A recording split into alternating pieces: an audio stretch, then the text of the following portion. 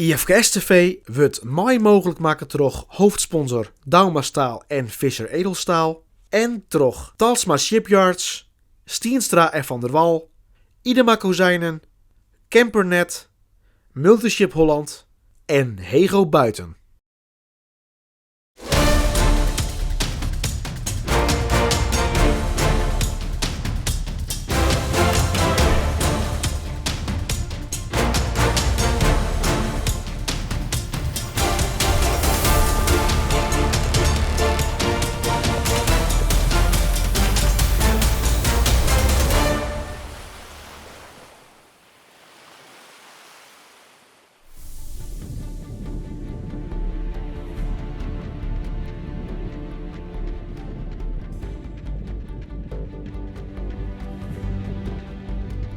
Het Zilheven, de eerste wedstrijd van de C-klasse sil van start. Met 16 scootjes beginnen we het in Hielpen. Er zijn een soort debutanten in de C-klasse. De klasse begint met de wien uit het zuiden. En het startschot. We binnen los. We zorgen dat er een valse start is met individuele eromrop. De Engelsman leidt voorop. Die gaat een stukje rapper als de rest. Dan komen we bij de eerste tonne, waar de Engelsman als eerste omheen gaat. Lietse Lies draait er als tweede omheen en daarachter zit de Breibek. Dan krijgt de vrije vogel een straf en moeten ze een roentje draaien, zoals die een mooi schenk is op track and trace. Intussen is iedereen om de eerste tonne. De rest van de scootjes liggen nog redelijk dicht bij elkaar. Er zijn een soort jonge skippers. Heel mooi dat de nieuwe generatie ook weer mooi docht aan het scootje zien. De meeste skippers hebben gekozen voor de stuurboordslag. Dat kunnen we hier goed zien. Hier zorgen we de Lietse Lies. Zoen ze nog dichter bij de Engelsman komen kunnen. De vrije vogel neemt hier weer een risico. Terug heel let te draaien. Waar terug ze dicht bij de takkomst en de tonnen komen. Ze komen er goed mee bij, want ze hoeven geen strafroentje te draaien. De Engelsman weet het goed vol te houden rond de finish. En dan gaat de Engelsman met skipper Arne Heerschap als eerste oer de finish. De Lietse Lies volgt als tweede.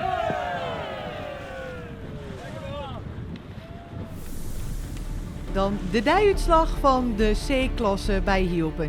De eerste dag van de IFKS 2024.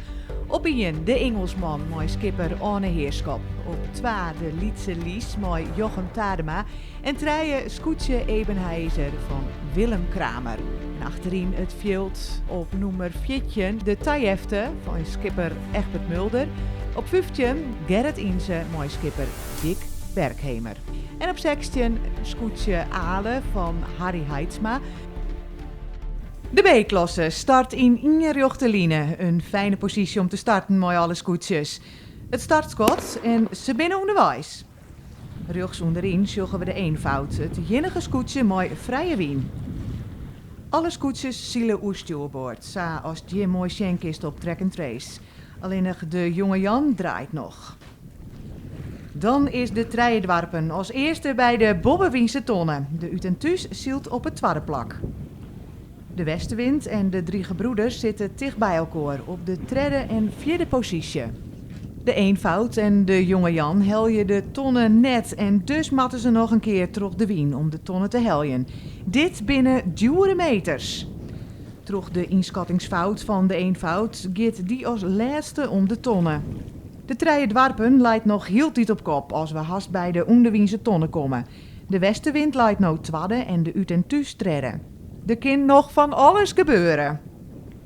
De Treijdwarpen en de Westenwind gaan hasttagelijk om de tonnen. Het wordt nog spannend of de Treijdwarpen en de Westenwind elkaar kruisen. Dan komen de Treijdwarpen en Utentus haast naast elkaar als ze naar de volgende tonnen zielen. Ze komen hasttagelijk bij de tonnen aan, maar de Westenwind nog wel op de derde positie. Het is een mooie strijd tussen deze 2 scootjes. En waar zal als eerste finishen? De scootjes erachter gaan redelijk in voor in om de tonnen. En dan leidt de Utentus op het eerste plakje. Verder achterin komen de eenvoud en de lege woorden in een situatie. De lege woorden loekt de rode vlaggen. Een protest tegen de eenvoud. De finish. De Utentuus gaat als eerste oer de streek. Skipper Luc Elzinga en bemanning binnen Ute Schroeven. De treien dwarpen we twadden. De uitslag van de B-klasse op Ingen Utentuus met Luc Elzinga. Nummer 2 de treien dwarpen van skipper Enne de Vries. En op treien de westenwind met skipper Daan van der Meer. Dan achteroon in de B-klasse op 14 de Dageraad met skipper Rijnwie Beleenstra. Op 15 scootje de eenvoud van Remy de Boer. En 16 scootje de Lege Woorden met skipper Walter van der Vecht. En dan gaan we terug naar de Lietse A-klasse. Er wordt ook weer volop naar de wedstrijd van de kant. We starten met 9 scootjes, een record al in de Lietse A. Er is een individuele valse start voor de Nijedij. Hier sjuggen we de vlaggen. Als we bij de eerste tonnen komen, dan sjuggen we dat de Zwanneblom die als eerste rond. Daarna volg je de Lietse en de Waadster en de Vriendschap. Dan wordt het drokker bij de tonnen, maar ze gaan er alle keer mooi omheen. We sjuggen op alle skippen ek in je voorop staan. Die sjugt uit, heel wichtig om het oersjocht te houden. De Zwanneblom rint uit op de rest. Dit is het grote voordeel van vooropzielen, dan haast de vrije wien. Bij de volgende tonnen is de Zwanneblom er al lang omheen. De rest van de scootjes liggen redelijk bij elkaar. De Zwanneblom rint alleen nog maar verder uit. De orenscootjes moeten flink haar best doen om nog aansluiting te vinden. En daar gaat de Zwanneblom alweer om de volgende ton. Scootje Avontuur gaat als tweede om de tonnen en daarachter liggen ze nog heel tijd redelijk dicht bij elkaar. De Friesland moet bot bijsturen om de tonnen net te rijden. Het lijkt erop dat dat maar correct goed gaat. Hier zeggen we dat eens elke nien dezelfde line houdt. Nooit volmaakt, die maat nog om de tonnen. De Zwanneblom nog op kop. Er binnen geen situaties. Het is een goede wedstrijd. De Zwanneblom rond weer een tonnen en sil op wij naar de finish. Hier maakt het de Friesland een grote fout. Ze gaan door de wien en hinderen scootje de opstekker. Maar ze rijdt je ek de tonnen. Na een protest van de opstekker moet de Friesland 2 rondjes draaien. Voor het hinderen van de opstekker en het rijden van de tonnen. Concentratie onboord bij de Zwanneblom. Ze zielen een hele stabiele wedstrijd. En dan binnen ze bij de finish. Skipper Jelle Tolsma en bemanning. Die winnen de eerste dag van de IFKS hier bij Hielpen. Scootje Avontuur we twadden.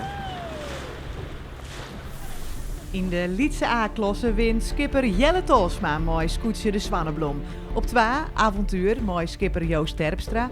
En op 3 het allereerste scootje met skipper Henk Frankena.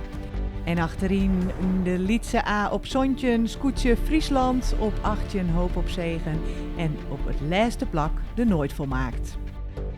En dan begint de grote A-klasse. Het publiek is massaal aanwezig op de kant bij de wedstrijd aan de Isomar. De meeste scootjes probeer je iets van boppen te starten. Omdat de wien van rechts komt, is dat ietsjes gunstiger. Dan komen we bij de eerste tonnen. De sterke Jerke draait er als eerst omheen. Eeltje Baas luidt op de tweede positie. Dan volgt de rest van de skippen, heel keurig achter elkaar. Het dorp Jestemar, jonge Jasper en vrouwe Jantje nemen de derde, vierde en vijfde positie in. Dan is er een protest van Grutte Geert. De rode vlag gaat omheen en de Emanuel moet een extra rondje draaien. Dan gaan we richting de volgende tonnen, maar sterke Jerke nog altijd goed op kop. Het is een prachtige dag om aan de kant te zitten en de wedstrijden te bezien. De scootjes achterin de wedstrijd kiezen elk een eigen kant bij de gate. De sterke Jerke luidt nog heel tijd vooraan met Eeltje Baas op de tweede plak en het dorp Jestemar op het derde plak. Er is zeker nog ruimte om sterke Jerke in te heljen, maar zal dat ik gebeuren? De strijdber moet heel scherp bijsturen om de bocht helje te kennen om scootje Waaksdom net te hinderen. Jilles Banstra is heel secuur aan het sturen om elke wienvlaag op te vangen. Wat een mooi gezicht. Bij de volgende tonnen maakt het redbad een fout en krijgt direct een protest van scootse deviatie. De sterke Jerke vaart een foutloze wedstrijd en dan komen ze als eerste voor de finish. En de uitslag van de Grutte A. Op 1 Scootje Sterke Jerke, mooi skipper Pieter Jelle-Stjoker. Op 2 het dorp Jestemar, mooi skipper Geerle Tadema. En op 3 Vrouwen Jantje, mooi Jilles Bandstra. En achterin vinden we de Emanuel, mooi skipper Herre Hooghiemster. Op 15 Grietje Obus, mooi Arjen de Jong. En op het laatste plak Scootje Grutte Geert, mooi skipper Wietse Heerschop. Dit wie het scootjesielen bij Hielpen, de eerste dag van de IFKS 2024.